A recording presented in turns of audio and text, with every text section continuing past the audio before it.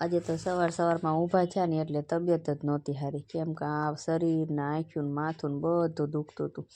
કેટલાય દિવસથી ખડ કાઢતા હતા ને એટલે બહુ થાક લાગી ગયો. પછી આ ટ્યુબ લીધી અને દુખાવાની ટ્યુબ આપણે શરીર ઉપર બધે સોળી નાખી.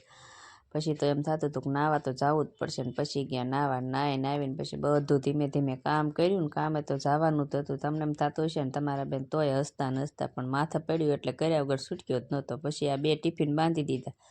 ટિફિનમાં આજે કર્યું હતું બટેટાનું શાક, તો રસાવાળું બટેટાનું શાક હતું. પછી મારું ને મારા દીકરાનું, મારા દીકરાના ટિફિન બાંધી દીધા. ને ટિફિન બાંધીને પછી રોજની જેમ રેડી થઈને વયા ગયા કામ ઉપર જાય ને એટલે અમારે પછી કરવાનું તો આપણું ચકલાનું દાનપૂન.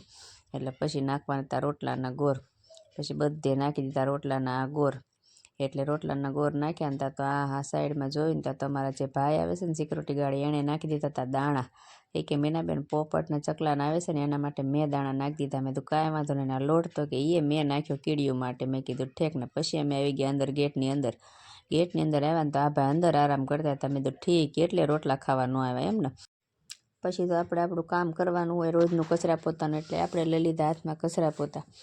કેમ કે કાલે અમે બધે ખડ કાઢ્યું હતું ને એટલે કાલે કચરા પોતા નહોતા કર્યા, એટલે આજે કરવાના હતા. એટલે પછી ધીમે ધીમે અમે અમારું કામ શરૂ કરી દીધું. પણ કામ કર્યું ને તમારું મન જાણી ગયું, કેમ કે બહુ થાક લાગ્યો હતો અને તબિયત જરાય નહોતી સારી. પણ કર્યા વગર છૂટકો નહોતો. કાલે રવિવારની રજા આવે ને 3 દી થઈ જાય ને પછી અમે ઘરે વી આવ્યા, કેમ કે આજે હું બપોરે વી આવી હતી. મને આવી ગયો તો તાવ, એટલે સાહેબને કીધું હતું કે સારું વયા જાઓ મીનાબેન, એટલે આવી હતી. અને ઘરે આવીને સીધી હું આરામ કરવા વહી ગઈ. અને આરામ કરવા ગઈ ને પણ ઊંઘ ન આવી. પછી આણે બનાવી દીધી મને ચા. એટલે મેં બનાવેલી ચા પીધી ને થોડીક, મને કે લે આદુ નાખીને ચા કરી દીધીશ. મેં તું સરસ લ્યો. પણ થોડીક ચા પીધી પછી થોડુંક કામ એમ થયું કે ના એમ. પછી કામ પડ્યું હતું ને તો મને ક્યાંય ચેન નહોતું પડતું. એમ થાય કામ ક્યારે કરીશ. અંતે હું ઊભી થઈ અને મેં આ બધા વાસણ ઘસવાના લઈ લીધા. એટલે મારો છોકરો મને એમ કહેવા માંડ્યો, મમ્મી તબિયત ન સારી હોય તો શું લેવા તું વાસણ ઘસવા બેઠી? તો મેં તો ઘસવા તો પડશે ને. પછી ધીમે ધીમે વાસણ ઘસ્યા અને કપડાં હતા એ કપડાં ધોયા. અને પછી આપણે આવી ગયા પાછા ખાટલામાં. તો આરામ કરવા પાછા પડી ગયા, પણ નીંદર આવતી નહોતી. એટલે આ મને ઊભા ભાઈ એવું કહેતા હતા કે તને ઊંઘ નથી આવતી, તને ક્યાંય ચેન નથી પડતું, તને તબિયત નથી સારી તો તું સૂઈ જાય એમ. તો હું બેઠી બેઠી વિચાર કરતી હતી. એ મને સામે ઊભા ભાઈ એવું કહેતા હતા.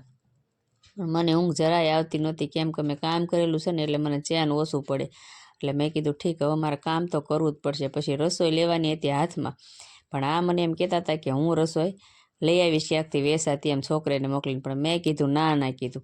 ને પછી અમારે આવી રીતે જોઈ મારી ધડ કરતા હતા. ને આજનો બ્લોગ આપણો અહીંયા પૂરો થયો. જય માતાજી, જય શ્રી કૃષ્ણ. આવજો, બાય બાય, ટાટા.